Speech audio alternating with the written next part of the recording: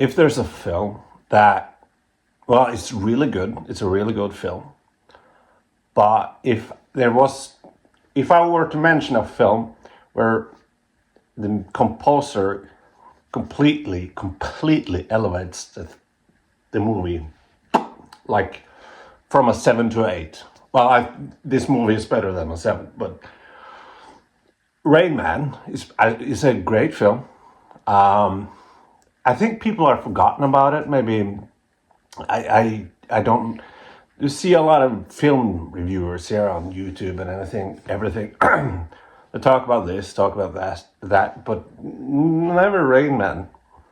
Maybe people think it's like a Oscar baity drama that's shitty now in retrospect. It's not. It's really good.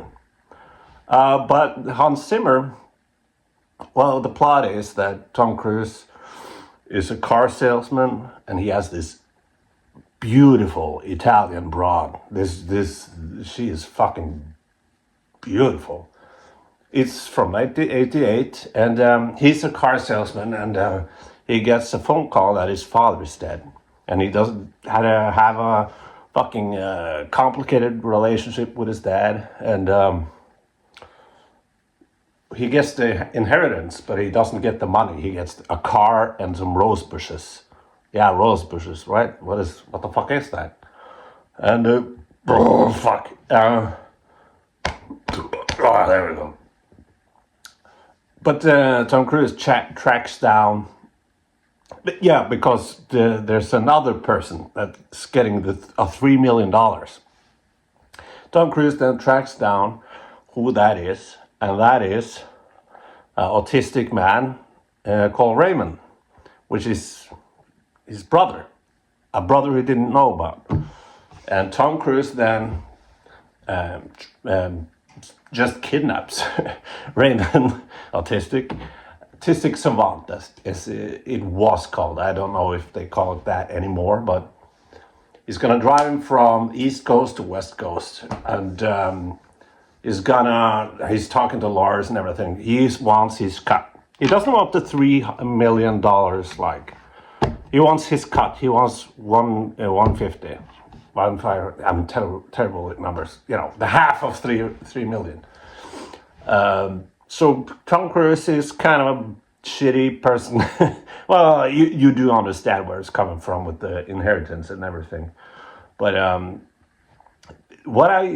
I've seen this film throughout the years, so I'm curious about, like, if, you know, I'm 36, so if somebody saw at the age of 36, for example, saw this film, and what they would think about Dustin Hoffman's performance. He won an Oscar for it. I think it's great. I think it doesn't go full R word, and I buy it, but I've never had any autistic people in my family or my circle. The most autistic person in my family is me. I'm not autistic, but I was checked several times. Anyway, so I don't know. It's interesting to have an input from someone who has someone in the family or their circle that has that diagnosis, and if it works for them or not, I don't know. But for me, it works, and I kind of love that. This is 1988, so they use the R word sometimes, but except from that, it's pretty, especially for the time, it's pretty. I gotta take my hat off for this film, because it's people fucking in 1988 didn't know shit about mental issues at all. So this film taught people a great deal about people with autism, for example.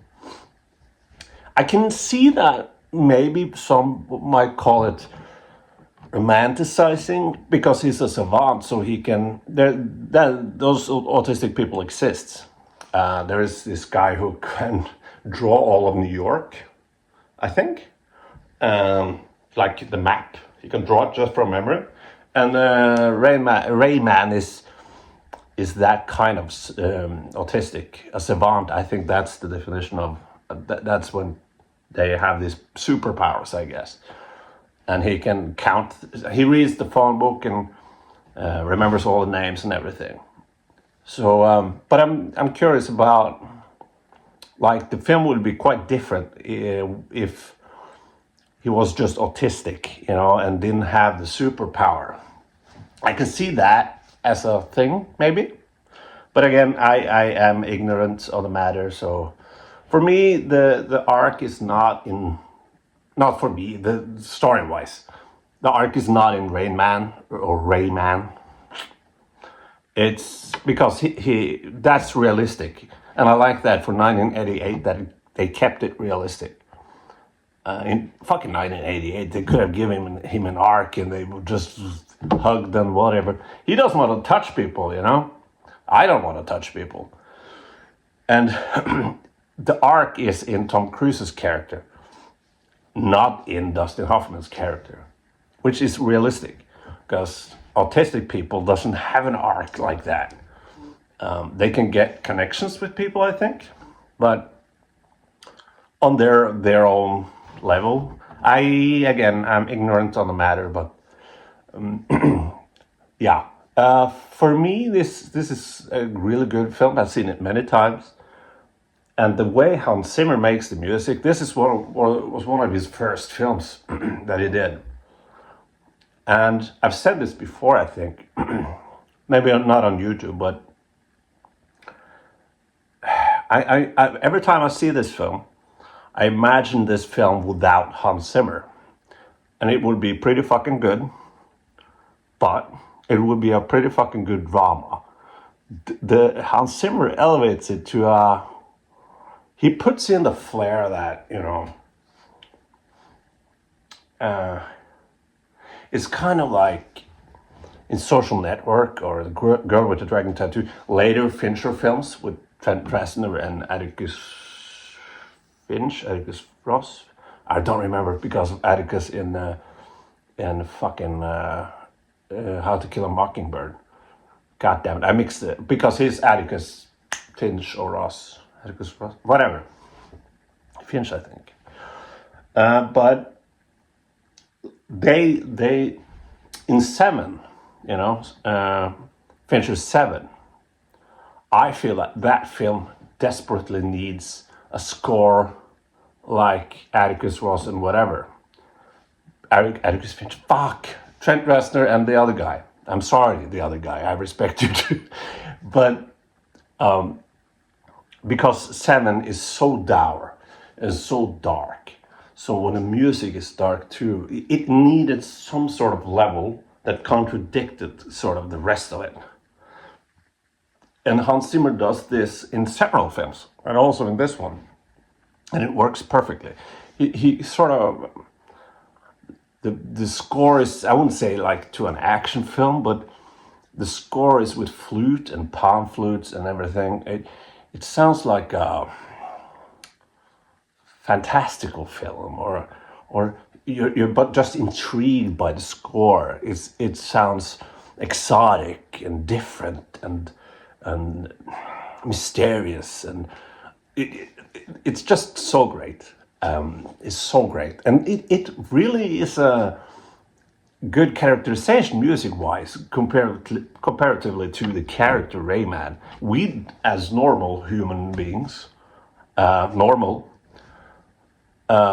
don't understand that how that brain works. Like autistic people can read books after books after books, and they get the information, but they can't communicate it. I think, maybe not.